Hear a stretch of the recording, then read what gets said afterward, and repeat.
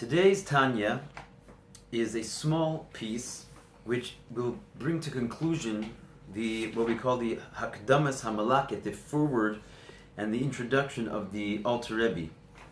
It's the third section of this foreword, and it's actually an addition. The previous part of the foreword, the first 2 days that we just read, last 2 days, that was a letter that the Rebbe had sent out in a previous time, in previous years, which was basically explaining what the Tanya was all about, and that it was going to replace the experience of Yechidus, like we said yesterday.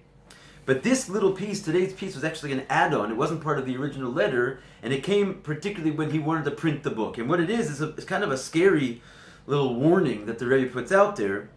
And he just says that he's warning, and with a strong language, which I'll quote. He says, Mikra Male Dibra Kasev, it's an open verse in the Torah, Arur Mesig Gevul Re'ehu. Cursed is the one who tries to overstep the boundaries of his fellow. Va'arubo klala bo nidoy chas v'shalom. And in this curse, it's both a curse and excommunication. Now, very strong language, warning anybody not to print any version of the Tanya within 5 years from the day that this is being printed here. And again, this is an add-on that he puts in as the work is being printed. The simple reason why this is done is because there had been a great many. He says that the Rabu Hata Sofrim b'Ma'od Ma'od, which means great, had been multiplied.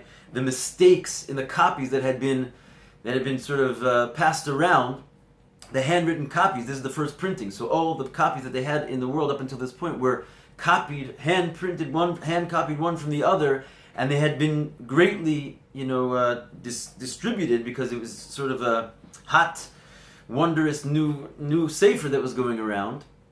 But not only there was mistakes sort of in a natural way, but there was also intentional mistakes introduced into the work by the enemies and the opponents of Hasidus.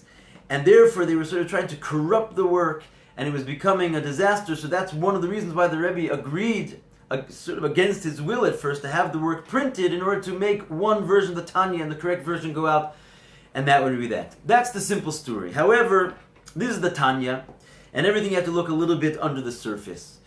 We said in the previous class that the daily division into parts of the Tanya, into the yearly cycle, this is not just a happenstance thing because we have a certain number of days and there's a certain number of pages of Tanya, so we're going to divide it up. It's just, happenstance. It's not like that at all. The division of the Tanya was not originally in the work. This was something that was brought to fruition in the previous generation, the 6th generation of Lubavitch, by the previous Rebbe Yosef Yitzchak Schneerson. He also was a sage and a prophet and a tzaddik and a man of wonder. So the fact that he made this division, he was not just sort of dividing it, he brought out a certain intrinsic division that was already mystically inside of the text, and he just brought it to light and sort of shared it with us. So the fact is that this is the final preparation of the Alter Rebbe right before the words Perek Aleph et Tanya. So it's not just stuck in there as an add-on and some kind of a warning for a previous generation. This is something that everyone who picks up the Tanya is going to read every year. And as we said, this is an experience you're having with the Alter Rebbe. What's the message the Alter Rebbe is trying to tell us right before we read the Tanya? And it's sort of this very strong warning about what's called Hasagas Gavul, encroaching on your fellow's boundary. And that's really, in a sense, what the whole Tanya is going to come and give to a person, not to encroach on your fellow's boundary. What do you mean? They talk a lot about Hasidus means bittul. What's bittul? It means a selflessness, a self-nullification. This is a quality that is greatly, greatly praised in the language in the world of Hasidus, and it's something that the Tanya is going to explain to a person how to arrive at this level called bittul, which means to put yourself on the side and be selfless. And the reason you're able to do that is because you have inside of you what we call a godly soul, as we're going to explain at great length. But that godly soul is wrapped in what we call an animalistic soul, which means a human being in general is a type of animal, a very sophisticated animal, but an animal nonetheless. An animal is a selfish entity, not in a sort of a negative sense, but just in a natural sense. It's self-preservation, and it has self-interest in mind. And so it's not a purely altruistic being, but inside of the human being, there is this wondrous godly vessel which the whole secret of life is to try and, bring the godliness and overshadow the selfish animalistic parts. And this is basically what Am Yisrael was sent to this world to sort of teach the world, the Jewish nation. We represent the ability, throughout human history, if we're reading now, sort of the origins of the Torah corresponding to the year that we're now in the early parshot of the Torah.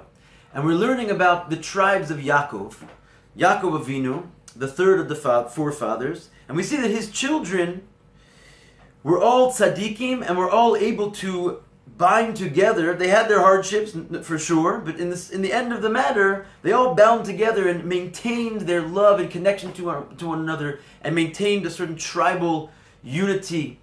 And that continued all the way throughout Jewish history, that they went into the land of Israel and went into their borders. And there was 12 different tribes, like sort of mini nations, and they all had to share this one little tiny land. And that's very difficult, because if you look a little bit back in human history, you'll find that the whole thing is a story of the inability of brothers to get along. That Adam Harishon, the first man, he had 2 sons, and one killed the other one because he wanted to conquer the whole world. They couldn't both share the world.